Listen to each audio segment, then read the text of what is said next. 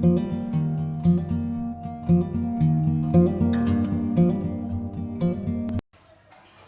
Friends, आज चाहिँ हामीले क्लास 12 को मोस्ट इम्पोर्टेन्ट क्वेसनहरू लिएर आएको छौँ र आजको यस भिडियोमा चाहिँ हामीले फाइनल्सको प्रिपेयरको लागि चाहिँ डे 1 को तयारी गरिरहेका छौँ।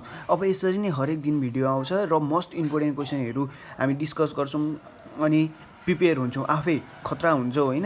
अनि म सँगसँगै तपाईँहरूलाई पनि प्रिपेयर गराउँछु र आजको यस भिडियो चाहिँ स्टार्ट गरौँ। अनि तपाईँहरू यदि च्यानलमा नयाँ हुनुहुन्छ भने चाहिँ सब्सक्राइब गर्नु अनि बेलको त्यहाँ छेउमा रहेको बेलको आइकनलाई पनि थिचिदिनु। ल भिडियो स्टार्ट गरौँ है त। अब क्वेसन के सोधेको छ भन्दाखेरि can longitudinal wave be polarised भनेर क्वेसन सोधेको छैन। अब तपाईँहरूलाई के लाग्छ लङ्गिट्युडनल वेभ भनेको कस्तो हो भन्नु त? लङ्गिट्युडनल वेभ भनेको त साउन्ड वेभ हो। साउन्ड वेभ के पोलराइज हुन्छ जस्तो लाग्छ तपाईँलाई? साउन्ड वेभ पोलराइज हुँदैन। किन भन्दाखेरि चाहिँ म रिजन भन्छु है। अब यो भनेको ट्रान्सभर्स वेभ हो। के अरे यो भनेको ट्रान्सभर्स वेभ हो, यो भनेको लङ्गिट्युडनल वेभ होइन। लङ्गिट्युडनल वेभ भयो यो। अब यहाँ ट्रान्सभर्स वेभको डिरेक्सन हेर्नु है, डिरेक्सन जता पनि छ क्या, यसको माथि पनि छ, तल पनि छ, अगाडि पनि छ, यता पनि छ, सबैतिर छ। यसको डिरेक्सन सबैतिर छ भन्नुको मतलब चाहिँ ट्रान्सभर्स वेभको डिरेक्सन सबैतिर हुन्छ, तर यो लङ्गिट्युडनल वेभको डिरेक्सन फिक्स एकतिर मात्रै हुन्छ। अब हेर्नु है, पोलराइजेसन भनेको चाहिँ के हो यहाँबाट यसरी बुझ्नुपर्छ क्या। पोलराइजेसन भनेको एउटा यस्तो फिनोमिनन हो होइन, त्यस्तो रिस्ट्रिक्सन हो, कुनै पनि वेभलाई फिक्स डिरेक्सनमा लाने काम गर्छ क्या पोलराइजेसनले। अब साउन्ड वेभ अथवा यो लङ्गिट्युडनल वेभ हेर्नु त अलरेडी एउटा फिक्स डिरेक्सनमा छ, त्यही भएर चाहिँ यसलाई चाहिँ पोलराइज गर्न मिल्दैन। तर ट्रान्सभर्स वेभ भनेको सबै डिरेक्सनमा हुन्छ, त्यही भएर यसलाई चाहिँ पोलराइज गर्न मिल्छ, यसलाई चाहिँ पोलराइज गर्न मिल्दैन। अब यसरी भनेर लेख्नुपर्छ, यो कुरा बुझ्नुभयो होइन। अब how are stationary wave from भनेको छ होइन। यो क्वेसन कति सजिलो छ, तपाईँहरूलाई यो त सबैले गर्नुहुन्छ होला सायद। तपाईँहरूलाई के जस्तो लाग्छ स्टेसनरी वेभ कसरी फर्म हुन्छ? जब दुईवटा प्रोग्रेसिभ वेभ, यो एउटा प्रोग्रेसिभ वेभ हो, यो प्रोग्रेसिभ वेभ चाहिँ अगाडितिर गइरहेछ, यही प्रोग्रेसिभ वेभसँग सेम एम्प्लिट्युड भएको सेम स्पिड भएको वेभ चाहिँ ब्याकवर्ड डिरेक्सनमा मतलब अपोजिट डिरेक्सनमा आएर सुपर इम्पोज भयो भने चाहिँ त्यतिखेर चाहिँ स्टेसनरी वेभ फर्म हुन्छ। अब कसरी लेख्ने त यसलाई त भन्दाखेरि वेन टु प्रोग्रेसिभ वेभ, यो प्रोग्रेसिभ वेभ 1 भयो, यो प्रोग्रेसिभ वेभ 2 भयो। When two progressive wave travel in opposite direction, हेर्नु त एउटा यता डिरेक्सनमा एउटा यता डिरेक्सनमा हो, travel in opposite direction with the same amplitude speed अनि फ्रिक्वेन्सी, यस्तो भयो भने चाहिँ सेम एम्प्लिट्युड स्पिड फ्रिक्वेन्सी भएर चाहिँ दुईवटा वेभ प्रोग्रेसिभ वेभ अपोजिट डिरेक्सनमा छ भने चाहिँ त्यो दुईवटा सुपर इम्पोज हुन्छ अनि स्टेसनरी वेभ फर्म हुन्छ भनेर लेख्नुपर्छ। अब स्टेसनरी वेभ नभएर कहिलेकाहीँ चाहिँ स्ट्यान्डिङ वेभ पनि भनिदिन्छ। के भन्छ अरे? स्ट्यान्डिङ वेभ पनि भन्छ। अब यसरी पनि आउँछ होइन, यो भइगयो। अनि यो क्वेसन सोधेको छ, यो त यो त इम्पोर्टेन्ट क्वेसन हो होइन, डेरिभेसनको अगाडि पनि सोध्न सक्छ क्या यस्तो question. Different between progressive wave and stationary wave हो हुन चाहिँ यो होइन। अब के हुन त प्रोग्रेसिभ वेभको डिफ्रेन्स बिट्विन के हो त भन्दाखेरि प्रोग्रेसिभ वेभ भनेको एउटा यस्तो वेभ हो जुन चाहिँ फरवर्ड डिरेक्सनतिर मुभ हुन्छ with the maximum transfer of energy, त्यस्तो वेभलाई चाहिँ के भन्छ? प्रोग्रेसिभ वेभ भन्छ। अब स्टेसनरी वेभ भनेको चाहिँ दुईवटा प्रोग्रेसिभ वेभ सुपर इम्पोज भएर बनेको वेभलाई चाहिँ स्टेसनरी वेभ भन्यो होइन। यसमा चाहिँ एनर्जीको ट्रान्सफर हुन्छ, ट्रान्सफर मतलब एनर्जी एउटा ठाउँबाट अर्को ठाउँमा जान्छ, यसमा चाहिँ एनर्जी जाँदैन। यति कुरा लेख्नुपर्ने, एनर्जीको कुरा गर्नुपर्ने होइन। अब अर्को क्वेसन रहेको छ, why we can't hear echo in small room भनेर भनेको छ। स्मल रुममा चाहिँ किन इको भनेको तपाईँहरूलाई थाहा नै छ होइन। जस्तै पहाडको छेउछेउमा हुनुहुन्छ तपाईँहरू अनि रोजन भन्नुभयो भने रोजन रोजन रोजन रोजन भएर त्यहाँ 3-4 चोटि आवाज रिपिट हुन्छ नि, त्यसलाई नै चाहिँ के इको भन्छ क्या। अब इको हर्ड हुनको लागि 17 मिटरभन्दा धेरैको डिस्टेन्समा बस्नुपर्छ क्या मान्छे, अनि मात्रै साउन्ड ठोकेर आउँदाखेरि मजाले सुनिन्छ।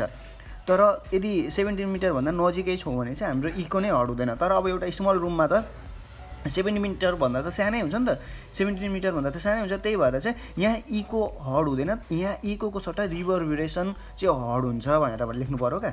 त्यति लेखेपछि भइगयो। यहाँ मेन कुरा चाहिँ 17 मिटर हो, 17 मिटरभन्दा धेरै भयो भने मात्रै इको हर्ड हुन्छ भनेर भन्ने। अब यहाँ आएर के सोधेको छ अर्को क्वेसन चाहिँ frequency is a most fundamental unit हो भनेर क्वेसन सोधेको छ होइन। तपाईँलाई के लाग्छ फ्रिक्वेन्सी नै फन्डामेन्टल युनिट हो त कुनै पनि वेभको भनेर भन्दाखेरि हो। किन हो भन्दाखेरि नि अब सपोजको लागि अहिले यहाँ साउन्ड वेभकै मात्रै कुरा आउँदैन क्या, यहाँ लाइट वेभको पनि कुरा आउँछ। अब जस्तै यहाँ आएर चाहिँ एउटा सर्फेस छ अरे होइन, अब यहाँबाट लाइट आएर फल भयो अरे, अब यहाँ लाइट आएर यहाँ आयो, अब यहाँबाट ठोकिएर गयो, यसको फ्रिक्वेन्सी यफ थियो भने आउँदाखेरि यसको फ्रिक्वेन्सी पनि यफै हुन्छ क्या, मतलब फ्रिक्वेन्सीमा चेन्ज हुँदैन। तर यहाँ आएर भेलोसिटी अनि एनर्जी अलिकति भेलोसिटी यहाँ आएर ठुक्क्यो अलिकति लस होला होइन। अब यहीँबाट जाँदाखेरि पनि भेलोसिटी लस त भइगयो, एउटा मिडियमबाट अर्को मिडियममा जाँदाखेरि भेलोसिटी सेलोसिटी सबै लस हुन्छ। तर फ्रिक्वेन्सी यहाँ आउँदा जति थियो यसको फ्रिक्वेन्सी पनि त्यति नै हुन्छ क्या। त्यही भएर चाहिँ फ्रिक्वेन्सी चाहिँ फन्डामेन्टल युनिट भएको। अब कसरी लेख्ने त भन्दाखेरि अब फ्रिक्वेन्सी चाहिँ कुनै पनि मिडियमबाट एउटा मिडियमबाट अर्को मिडियममा ट्राभल गर्दाखेरि कुनै पनि वेभ सबै कुरा चेन्ज हुन्छ, तर फ्रिक्वेन्सी चाहिँ कन्स्ट्यान्ट हुन्छ। त्यही भएर चाहिँ फ्रिक्वेन्सी फन्डामेन्टल युनिट हो र फ्रिक्वेन्सीले चाहिँ वेभको धेरै प्रोपर्टिजहरूलाई देखाउन खोज्छ। त्यही भएर चाहिँ फ्रिक्वेन्सी फन्डामेन्टल युनिट हो भनेर लेख्ने। अब बुझ्नु भयो नि तपाईँहरूले, बुझ्नु भएन भने एकचोटि यस्तो भिडियो ब्याक गरेर हेर्दा सक्नुहुन्छ होइन। अब यहाँ आएर के सोधेको छ भन्दाखेरि which type of the wave propagate in the liquid भनेर भनेको छ होइन। यो ओभर इन्ट्रेस्टिङ क्वेसन हो होइन। इन्ट्रेस्टिङ त के हो, इन्ट्रेस्टिङ त्यस्तो होइन कि कमेडी खालको क्वेसन हो होइन। कसरी कमेडी हो भन्दाखेरि तपाईँहरूले एउटा फिल्म हेर्नुभएको छ त्यो अक्षय कुमार छ नि, इन्डियाको बलिउड फिल्म जोनी एलएलबी भनेर। अब त्यही सम्झिनु क्या, के सम्झिनु अरे जोनी एलएलबी एलएलबी भनेर सम्झिनु क्या।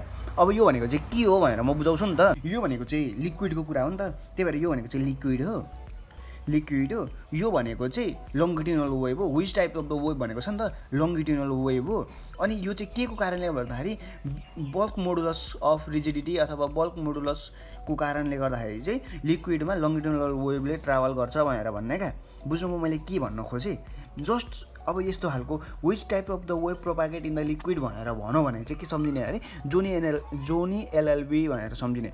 अब यसमा त खासमा भन्नुपर्दाखेरि अलिक खतरा तरिकाले लेख्नुपर्छ होइन। कसरी लेख्ने त भन्दाखेरि यसमा अलिक धेरै कुरा बुझ्नु पनि पर्छ क्या। के कुरा बुझ्नुपर्छ त भन्दाखेरि एउटा कुरा त बुझिहाल्नुभयो, एलएलबी भनेर बुझिहाल्नुभयो। लिक्विड छ भने लङ्गिट्युडनल वेभ हो। लङ्गिट्युडनल वेभ के को कारणले गर्दाखेरि भएको भन्दाखेरि बल्क मोडुलस अफ रिजिडिटीको कारणले गएको बुझिहाल्नुभयो होइन।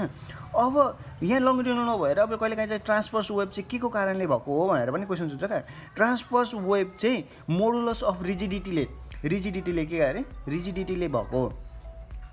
रिजिडिटीले यो चाहिँ bulk modulus of elasticity, bulk modulus of त्यस्तो बढेको छौँ नि त।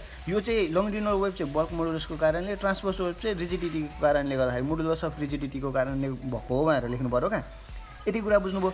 अनि अर्को कुरा सम्झिनुपर्ने चाहिँ के हो भन्दाखेरि नि एउटा अब जस्तै यहाँ आएर पोन्ड छ अरे क्या, एउटा पोन्ड छ अरे। पोन्डमा तपाईँले ढुङ्गा फ्याट्टै हाल्नुभयो अरे। ढुङ्गा हाल्नुभयो भने के हुन्छ भन्नु त, यहाँ वेभ यस्तरी वेभ बन्दै जान्छ नि त, माथि रिपल भन्छ नि त। यो ढुङ्गा हाल्नुभयो भने त सानो सानो यस्तो हुँदै यस्तो क्या यस्तो हुँदै जान्छ नि त। यहाँ ढुङ्गा हाल्नुभयो भने त यस्तो हुँदै जान्छ नि त। अब यो यसो हेर्दाखेरि यो चाहिँ माथि सर्फेसमा चाहिँ ट्रान्सभर्स वेभ हुँदो रहेछ लिक्विडको। यो लिक्विडको कुरा गरिरहेको छु है म। लिक्विडमा क्या पोन्डमा तपाईँले ढुङ्गा हाल्नुभयो भने के हुन्छ त भन्नु त, यस्तो हुने हो नि त। त्यही कुरा गर्न खोजेको क्या मैले। यो यस्तो खालको वेभ भनेको त ट्रान्सभर्स वेभ हो नि त, ट्रान्सभर्स वेभ बन्दो रहेछ। तर यो लिक्विडको मुनिपट्टि चाहिँ कुन type of the wave propagate हुन्छ भनेर क्वेसन सोध्न खोजेको क्या। मुनिपट्टि चाहिँ के हालेको रहेछ त भन्दाखेरि लिक्विडको मुनिपट्टि लङ्गिट्युडनल वेभ हुँदो रहेछ। अब यहाँ अर्को क्वेसन के सोधेको छ त भन्दाखेरि experiment to show that there is a transfer of energy by the wave भनेर भनेको छ होइन। अब वेभ ट्रान्सफर हुँदाखेरि अब मैले अघि प्रोग्रेसिभ वेभको भन्दा पनि प्रोग्रेसिभ वेभले एनर्जी ट्रान्सफर गर्छ भनेर भने होइन। अब यहाँ चाहिँ के सोध्यो भन्दाखेरि 2 मार्क्समा एक्सपेरिमेन्टै देखा जसले गर्दाखेरि चाहिँ वेभले चाहिँ एनर्जी ट्रान्सफर हुँदो रहेछ भनेर एक्सपेरिमेन्ट गरेरै देखा भनेर क्वेसन सोध्यो क्या हामीलाई। यसमा 2 मार्क्समा सोध्ने क्वेसन हो यो। अब यसको लागि सिम्पल एउटा के कसरी एक्सप्लेन गर्ने त भन्दाखेरि एउटा सपोजको लागि एक्सपेरिमेन्टमा चाहिँ सपोजको लागि एउटा पोन्डमा चाहिँ हामीले यहाँ आएर चाहिँ हामीले ढुङ्गा हाल्यौँ अरे।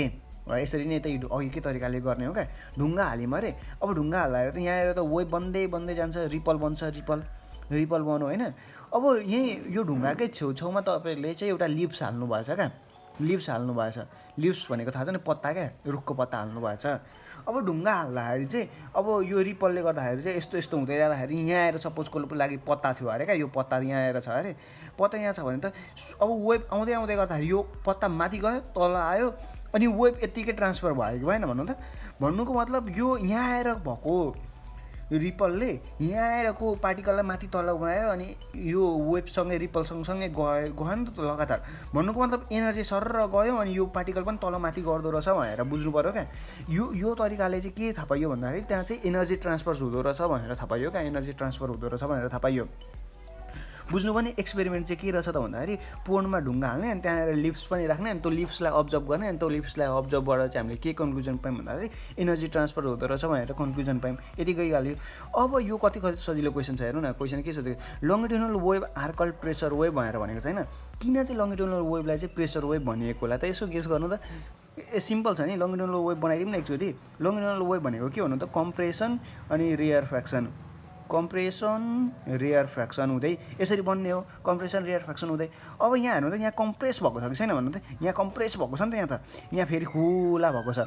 यहाँ फेरि कम्प्रेस भएको छ। अब कम्प्रेस भएको ठाउँमा प्रेसर चाहिँ देखाउँदा धेरै भयो। अब यसमा प्रेसर कम भयो। यसमा फेरि प्रेसर धेरै भयो। यसमा फेरि प्रेसर कम भयो। अब हेर्नु न हरेक ठाउँमा प्रेसर घटी बढी हुँदै जाँदो रहेछ। त्यही यसै कारणकोले चाहिँ लङ्गिट्युडनल वेभलाई चाहिँ प्रेसर वेभ भनिएको रहेछ भनेर भन्ने यति नै त कुरा हो।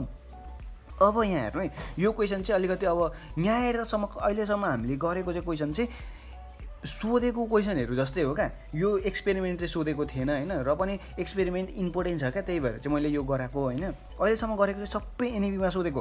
अब हामीले गर्न आँटेको क्वेसन चाहिँ एनइबीमा सोध्न सक्ने क्वेसन हो क्या। अब जहिले रिपिटेड त क्वेसन आउँदैन नि त। कहिलेकाहीँ त नयाँ क्वेसन पनि आउँछ नि त।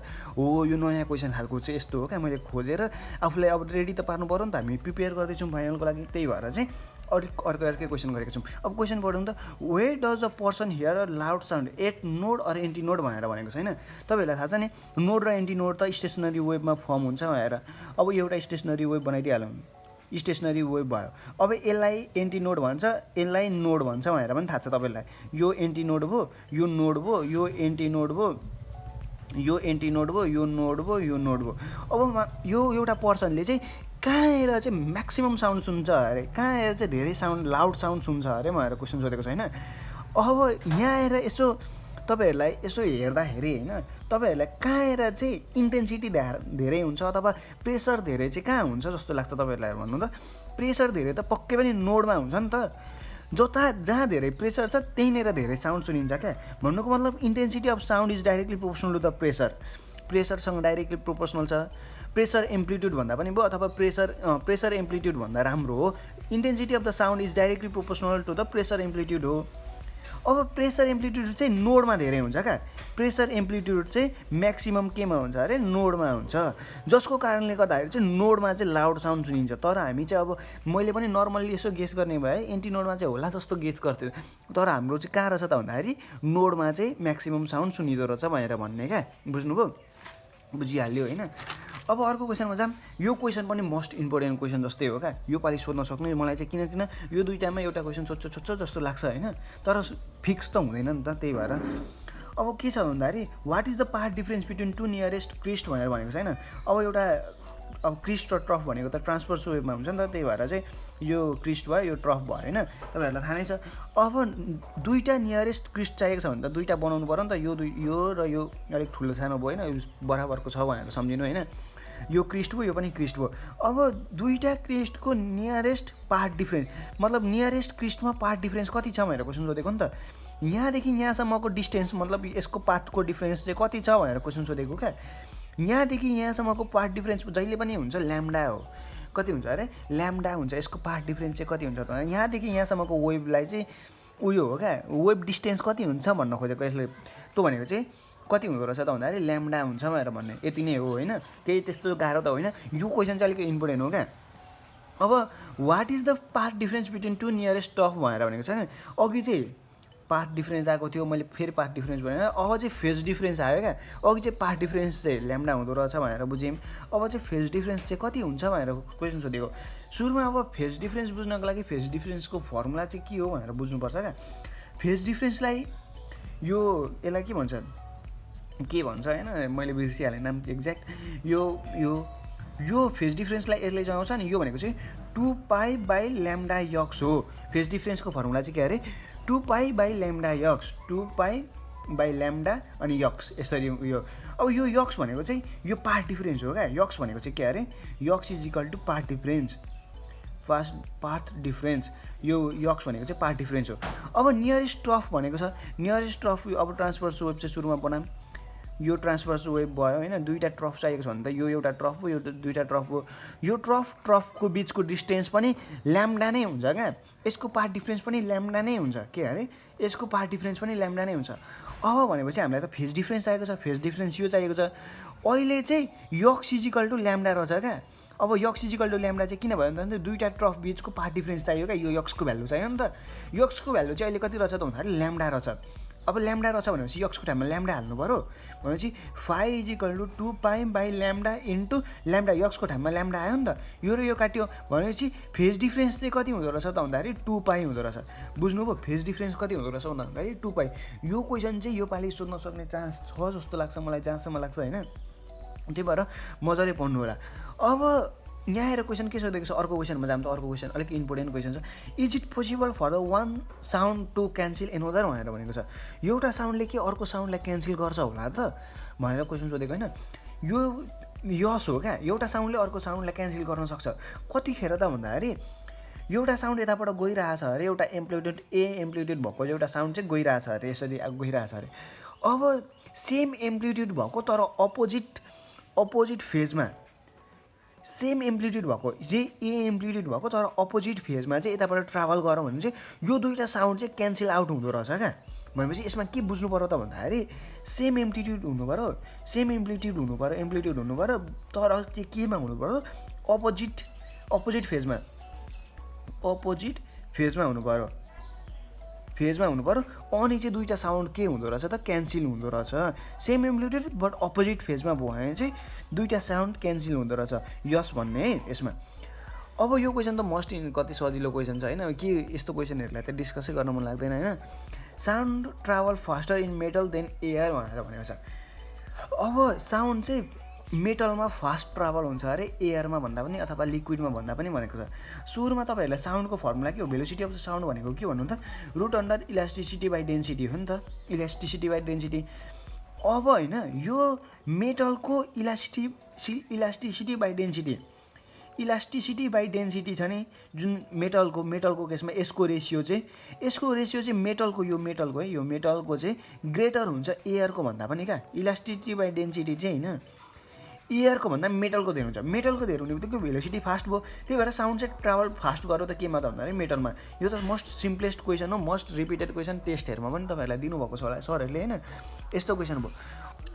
अब यो क्वेसन चाहिँ हेरौँ त, यो क्वेसनमा चाहिँ के रहेछ त भन्दाखेरि when sound travel through a medium does the temperature at various point remain constant भनेर भनेको छ होइन। एउटा साउन्ड ट्राभल गर्दैछ अरे, सपोजको लागि एउटा साउन्ड ट्राभल गर्दैछ अरे एउटा मिडियममा होइन।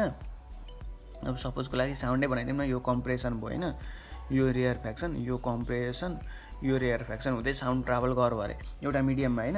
क्वेसनले के सोध्यो त भन्दाखेरि भेरियस पोइन्टमा के टेम्परेचर कन्स्ट्यान्ट हुन्छ, यो पोइन्टमा टेम्परेचर कन्स्ट्यान्ट हुन्छ, यो टेम्परेचर सेम हुन्छ, सबै ठाउँमा टेम्परेचर सेम हुन्छ भनेर क्वेसन सोधेको छ। यो चाहिँ हुँदैन, नो हो यसको एन्सर चाहिँ के अरे, नो हो। किन भन्दाखेरि अब यहाँ आएर कम्प्रेसन भएको बेलामा त यसको प्रेसर धेरै भएको हुन्छ, प्रेसर हाई भन्ने बित्तिकै टेम्परेचर पनि हाई। अब यसमा प्रेसर रिलिज भएको हुन्छ, टेम्परेचर पनि लुज भएको हुन्छ, भनेको हरेक पोइन्टमा टेम्परेचर घटी हुँदै गएको हुन्छ। भन्नुको मतलब अब ल्याप्लेसले पनि करेक्सन गर्दाखेरि त यो त एडायबेटिक प्रोसेस हो भनेर भनेको छ नि त। एडायबेटिक प्रोसेस हुनु भनेको चाहिँ प्रेसर पनि चेन्ज हुनु, भोल्युम पनि चेन्ज हुनु, टेम्परेचर पनि सबै थोक चेन्ज हुन्छ भने चाहिँ, मतलब टेम्परेचर पनि चेन्ज हुन्छ भने चाहिँ त्यस्तोलाई चाहिँ के भन्छ त एडायबेटिक भन्छ। अब त्यही ल्याप्लेसकै करेक्सनको आधारमा पनि यो साउन्ड वेभ एडायबेटिक हुन्छ, त्यही भएर चाहिँ टेम्परेचरमा भेरिएसन हुन्छ भनेर भन्दा पनि भयो, अथवा यसरी देखाएर भन्दा पनि भयो, हरेक पोइन्टमा टेम्परेचर चाहिँ डिफ्रेन्ट हुन्छ भनेर भन्दा पनि भयो। यसको एन्सर चाहिँ के हो त भन्दाखेरि नो, टेम्परेचर कन्स्ट्यान्ट हुँदैन है, टेम्परेचर चाहिँ भेरिएसन आउँछ टेम्परेचरमा, यो भयो। अब speed of the sound in humid air is more than dry air भनेर भनेको छ होइन। अब ड्राई एयर र ह्युमिड एयरमा चाहिँ के हो त डिफ्रेन्स बिट्विन, के कस्तो हो त भन्ने कुरा हो। अब यहाँ ह्युमिड एयर हुन्छ, ह्युमिड एयर भनेको चाहिँ कस्तो हो त भन्दाखेरि मतलब ह्युमिड एयर भनेको चाहिँ डेन्सिटी कम भएको एयर हो क्या। ह्युमिड एयर भनेको चाहिँ के अरे त भन्दाखेरि डेन्सिटी कम भएको एयर हो, डेन्सिटी कम भएको एयर हो। अब हामीलाई के थाहा छ, velocity of the sound is inversely proportional to the square root of density भनेर हामीलाई त थाहा छ। अब हेर्नु डेन्सिटी लेस भयो, स्पिड अफ द साउन्ड बढी भयो, भेलोसिटी बढी भयो कि भएन भन्नु त बढी भयो। ह्युमिड एयरमा डेन्सिटी कम हुनु भनेको भेलोसिटी ज्यादा हुनु भयो, त्यही भएर चाहिँ भेलोसिटी मतलब ह्युमिड एयरमा चाहिँ स्पिड अफ द साउन्ड धेरै हुन्छ ड्राई एयरमा भन्दा। अब ड्राई एयरमा चाहिँ डेन्सिटी धेरै भयो क्या, त्यही भएर चाहिँ यस्तो भयो भनेर भन्ने बुझिहाल्नु भयो होइन। अब speed of the sound is more in cloudy day भएर भनेको छ। अब त्यही हो, क्लाउडी डे भनेको पनि पानी पर्न आँटेको अवस्था हो। क्लाउडी डेमा पनि डेन्सिटी कम हुन्छ, लेस हुन्छ। डेन्सिटी कम हुन्छ भन्नुको मतलब चाहिँ यो भनेको त यो त हामीलाई रिलेसन थाहा छ नि त, velocity is inversely proportional to the square root of density. अब डेन्सिटी कम हुनु भनेको भेलोसिटी ज्यादा हो, त्यही भएर चाहिँ क्लाउडी डेमा चाहिँ साउन्डको स्पिड धेरै हुन्छ भनेर भन्ने। अब नाइटमा पनि त्यही हो, नाइटमा अब एकदमै कोल्ड भएको हुन्छ नि त, कोल्ड हुनु भन्नुको मतलब चाहिँ त्यही पानी जस्तै हुनु भनेको ह्युमिड जस्तै हुनु हो क्या। नाइटमा पनि ह्युमिडिटी धेरै हुन्छ नि नाइटमा, त्यही भएर जस्तै डेन्सिटी कमै हुनु हो यसमा पनि। नाइटमा पनि डेन्सिटी कम हुन्छ क्या, एयरको डेन्सिटी लेस हुन्छ, जसको कारणले भेलोसिटी भनेको के हो त भन्दाखेरि inversely proportional to the density. यो कम हुनु भनेको यो धेरै हुनु हो, त्यही भएर भेलोसिटी धेरै भयो क्या। बुझिहाल्नुभयो होइन तपाईँहरूले। अनि आजको यस भिडियोमा चाहिँ हामीले यति गऱ्यौँ होइन। अबको नयाँ भिडियोमा चाहिँ अर्को लेसनबाट मतलब अर्को युनिटबाट हामी धेरै प्रिपेयर गर्छौँ। हामी सकेसम्म छिटोभन्दा छिटो कोर्स कम्प्लिट गर्ने कोसिस गरिरहेको छु होइन। अब कोहीले भनिराख्नु भएको छ म्याग्नेटिक फिल्ड मतलब त्यो म्याग्नेटिकको यो डेरिभेसन न्युमेरिकलहरू गरौँ भनेर। हामी गर्न बिस्तारै आउँछ त्यसको पालो पनि होइन, बिस्तारै त होइन, अब छिटो गर्नुपर्छ होइन। छिटो गरेर चाहिँ हामी कोर्स कम्प्लिट गर्ने, मजाले सबै रिभाइज गर्ने होइन। म सँगसँगै तपाईँहरूलाई पनि पढाउँछु, त्यही भएर नआत्तिनु होइन, मजाले प्रिपेयर गर्नु। तर भिडियो चाहिँ तपाईँहरू कम्प्लिट हेर्नु क्या, त्यही भएर तपाईँहरूलाई फाइदा हुन्छ त्यसको कारणले गर्दाखेरि। अनि त्यतिखेरसम्मको लागि म बिदा लिन चाहन्छु। धन्यवाद।